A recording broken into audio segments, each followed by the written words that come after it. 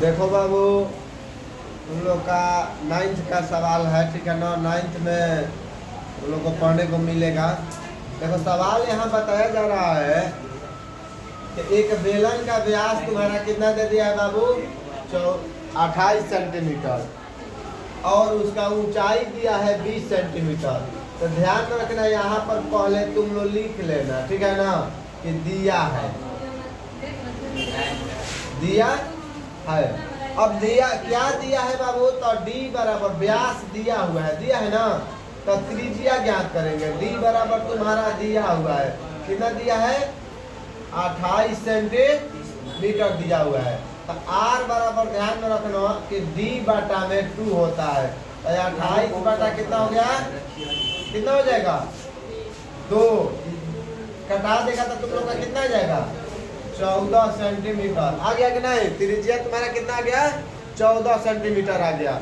अब देखो उसके बाद क्या दिया है, ऊंचाई दिया है ना, तो ऊंचाई को हम h से सूचित करते हैं। ऊंचाई में कितना दिया है, 20 सेंटीमीटर दिया है। प्रश्न नंबर ए।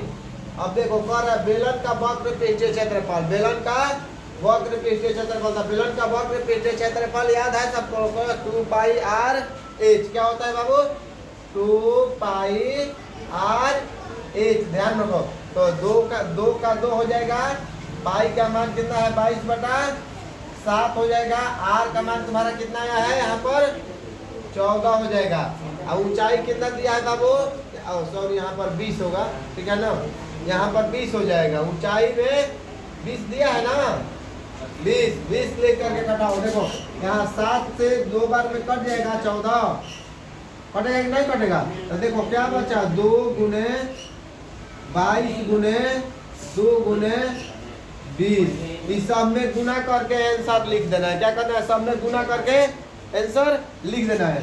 अब बी नंबर में देखो तुम्हारा क्या दिया है, बी नंबर में कह रहा है कि बेलन का आयतन ज्ञात करना है। क्या करना है, बेलन का आयतन ज्ञात करना है। बेलन का आयतन ज्ञात करने के लिए सबसे पहले फार्मूला तुमको याद होना चाहिए। फार्मूला हम बताए भी थे, ठीक है।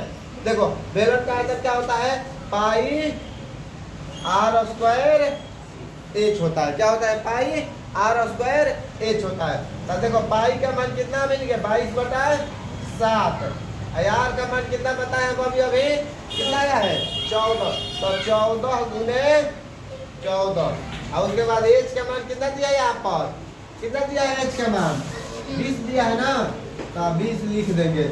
इससे इसको कटा देंगे, 2 बार में कटेगा ना, तो क्या बचेगा यहाँ पर, 22 गुना 2 गुना 14 गुना 20। इन सबको गुना करके आंसर लिख देंगे, आ जाएगा हमारा आंसर। कोई दिक्कत किसी को दिक्कत नहीं है, तो ये सब लोग आप लोग उतार लीजिए। और जहाँ कहीं भी अगर प्रॉब्लम अगर लगे कि है, तो तुरंत हमसे बोलिएगा कि हाँ सर हमको यहाँ पर प्रॉब्लम है।